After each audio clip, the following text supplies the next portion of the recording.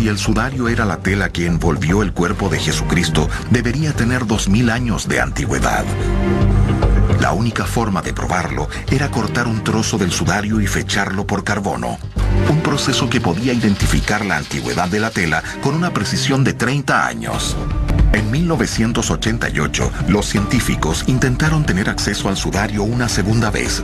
Pero, sin que ellos lo supieran, Juan Pablo II ya estaba consultando a sus propios consejeros científicos y había tomado una decisión. Y hay que reconocer que Juan Pablo II y el Vaticano dijeron que había que someterlo a las pruebas pertinentes. El primer paso en cualquier datación por carbono es quemar el material que se quiere examinar. Cortar un trozo del sudario que se destruiría en forma definitiva era una acción muy controvertida, de modo que la muestra se cortó de un rincón que ya estaba sumamente dañado. El trozo que se cortó de la esquina dañada se dividió en 4 muestras separadas.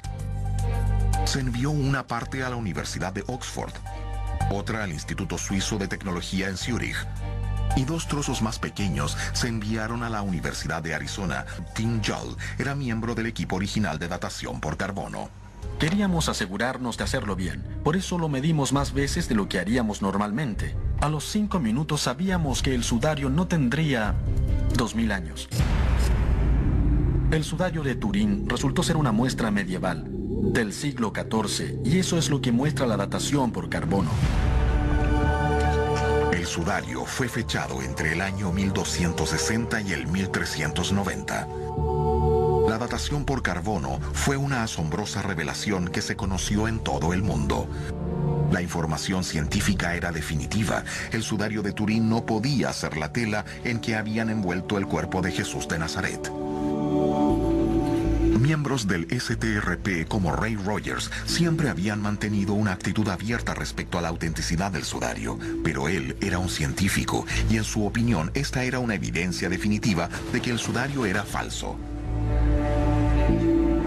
A pesar de la evidencia, muchos fieles siguieron creyendo que el sudario de Turín era real, pero esta creencia fue desechada por una amplia comunidad científica, en especial por científicos como Ray Rogers.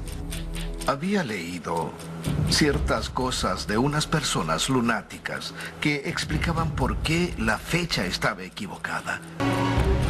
Lo que Ray Rogers sí aceptaba eran conclusiones basadas en la evidencia científica. Pero el científico pragmático estaba por recibir la sorpresa de su vida profesional.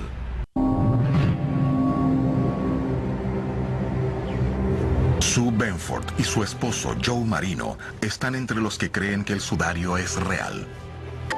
Examinando en su casa las fotos tomadas por el equipo STRP en 1978, Sue Benford se dio cuenta de que había algo extraño en el lugar en que se tomaron las muestras para la prueba del carbono 14. El diseño en espiga del tejido, tan consistente en la parte principal del sudario, se veía mal alineado, fuera de su eje. Nuestra teoría es que hay una mezcla de tela del siglo XVI y del siglo I, y las fechas con que fecharon la tela concuerdan con esa teoría. Absolutamente. Sue Benford y Joe Marino dicen que la datación por carbono está mal, porque la sección donde se tomaron las muestras estaba contaminada con fibras de una época más tardía. Según esa teoría, se usó algodón del siglo XVI para remendar en forma invisible las fibras de lino del sudario. Se aplicó un fijador a la zona remendada y el arreglo fue teñido en forma experta, de modo que quedara invisible a simple vista. Es una artesanía que, según ellos, se llama entretejido francés. Cuando se hace este tipo de remiendo, no solo se están uniendo 2 trozos de materiales.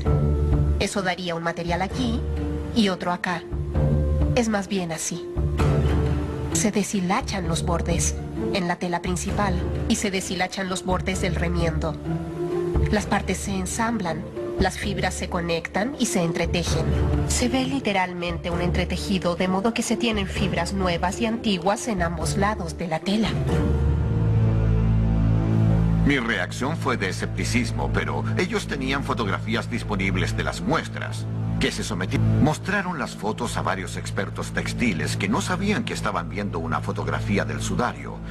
Cada uno de los expertos, en forma independiente, dijo, esto parece vuelto a tejer. Las muestras sometidas a datación por carbono 14 se cortaron de una esquina del sudario, al lado de una costura.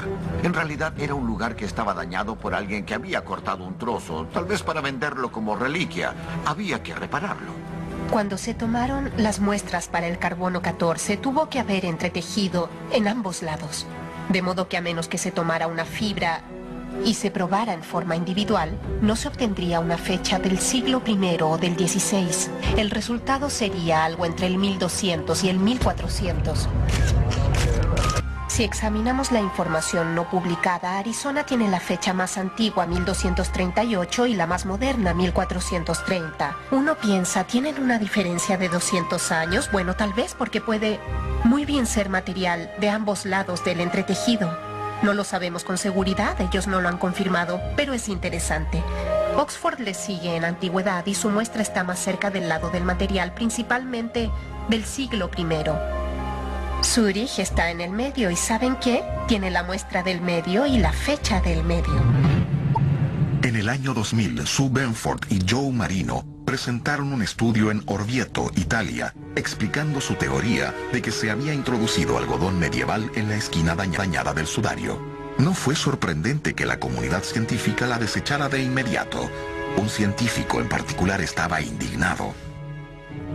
Una de las cosas que molestaba a Ray es que no eran científicos y que él no los tomaba muy en serio.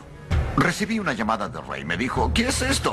Son tonterías. Puedo probar que están equivocados. Le dije, bueno, Ray, adelante. Ray Rogers estaba en una muy buena posición para confirmar o desechar la teoría de Benford y Marino. Ray tenía en su poder las muestras tomadas con cinta adhesiva en 1978 de la superficie del sudario, pero no eran fibras muy grandes, solo unos pocos hilos. También tenía unas muestras tomadas del sudario por el profesor Reyes, que tomó muestras en 1973 de una esquina inmediatamente adyacente a la sección que se usó para la datación por carbono. Lo que pocos sabían era que Ray Rogers estaba en una carrera contra el tiempo.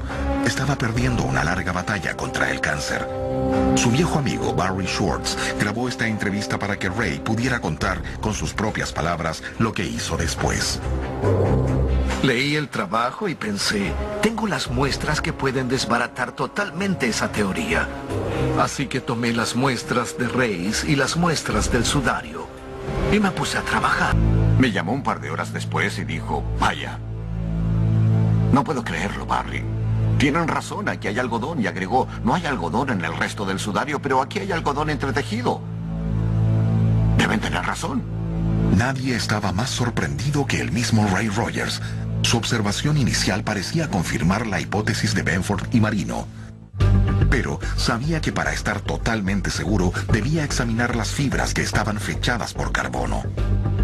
Mientras no tuviera una muestra de la verdadera tela fechada por el carbono, una muestra documentada, bueno, no podría probar nada. El proceso de datación por carbono destruye la muestra como parte del procedimiento. Pero todos los laboratorios habían guardado una pequeña muestra de reserva. Las muestras auténticas de datación que recibí se cortaron del centro de la tela que se envió para que la fecharan mediante carbono 14, de modo que no había ninguna duda sobre ellas. Cuando observé las muestras de la sección pertinente, no tuve problemas para encontrar algodón. Ray Rogers, de hecho, encontró otra evidencia que Benford y Marino habían pasado por alto y que probaba que el sudario había sido remendado con fibras de algodón exactamente en el lugar en que se habían tomado las muestras para su datación por carbono. Si por casualidad uno observa la parte en que el segmento de la tela del sudario original fue unido mucho después con la parte entretejida, se ven definitiva y claramente las fibras nuevas que se agregaron y que luego se tiñeron para igualarlas. La única parte del sudario que fue teñida o manchada fue la sección de las muestras. También decidí mirar otra vez las fotografías ultravioletas. Había una parte significativamente más oscura, con menos fluorescencia, y era justamente la sección alrededor de la muestra Reyes donde se habían cortado las muestras para la datación por carbono. Si hubieran mirado cualquier fotografía que teníamos y estudiado la información que obtuvimos en 1978, habrían sabido que ese era el peor lugar posible para tomar una muestra. En el año 2005, 5 semanas antes de perder su batalla contra el cáncer, Ray Rogers publicó el último trabajo de su distinguida carrera.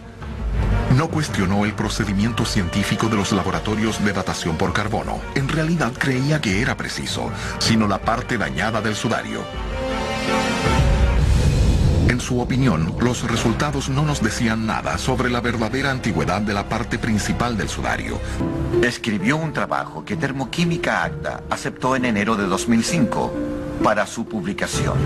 Hasta ese momento, ese era el único trabajo científico que desafió la datación por carbono 14 con un argumento que fuera creíble. Pero los descubrimientos de Ray Rogers debían probarse con equipos más avanzados que los que él tenía en el laboratorio de su casa. Un hombre moribundo me dio esta tarea y yo quería llevar a cabo lo que él esperaba. Bob Villarreal era un colega de Ray Rogers en el Laboratorio Nacional de Los Álamos. En un último deseo, Rogers pidió a sus amigos que confirmaran sus descubrimientos en forma independiente. Para él era una carrera, porque sabía que se estaba muriendo.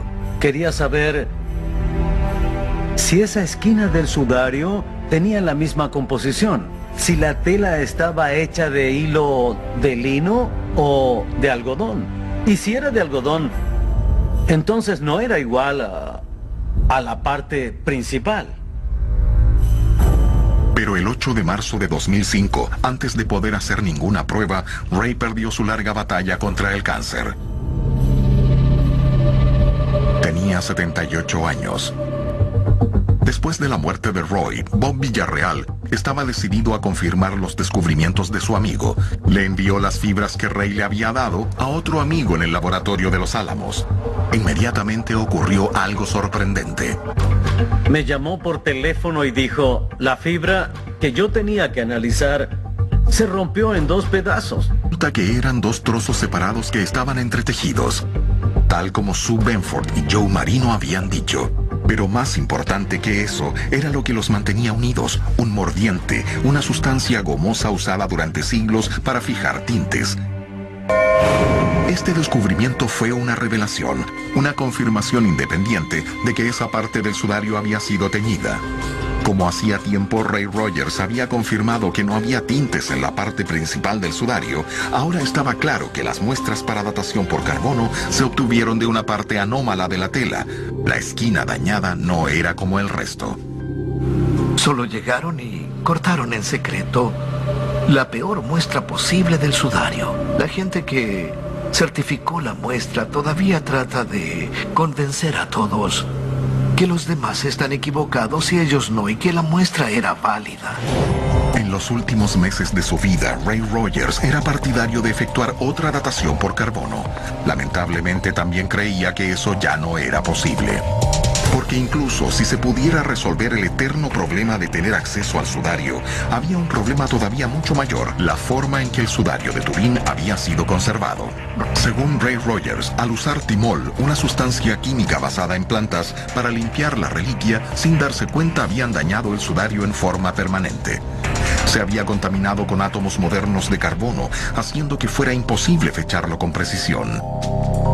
Pero antes de morir, Ray Rogers pensó que había encontrado la solución. En 1532, el sudario sufrió daños debido a un incendio y quedó con 16 marcas notorias de quemaduras. Allí se podrían tomar muestras, y como ya eran carbono puro, el timol podría eliminarse fácilmente. Hay carbono que se produjo en 1532. Además, la tela quemada es inmune a cualquier tipo de ataque. De modo que esa sería una muestra perfecta para datación. Estoy llegando a la conclusión de que hay una buena posibilidad de que sea el trozo de tela que se usó para enterrar al Jesús histórico. El mundo científico espera otra oportunidad para averiguar si el sudario es la sábana mortuoria de Jesús de Nazaret o una elaborada falsificación. Si no es tan antiguo como para ser el sudario de Jesús, entonces creo que habré visto un milagro porque gente del medioevo habría creado algo que no podemos duplicar y ni siquiera explicar, y yo quisiera saber cómo lo hicieron.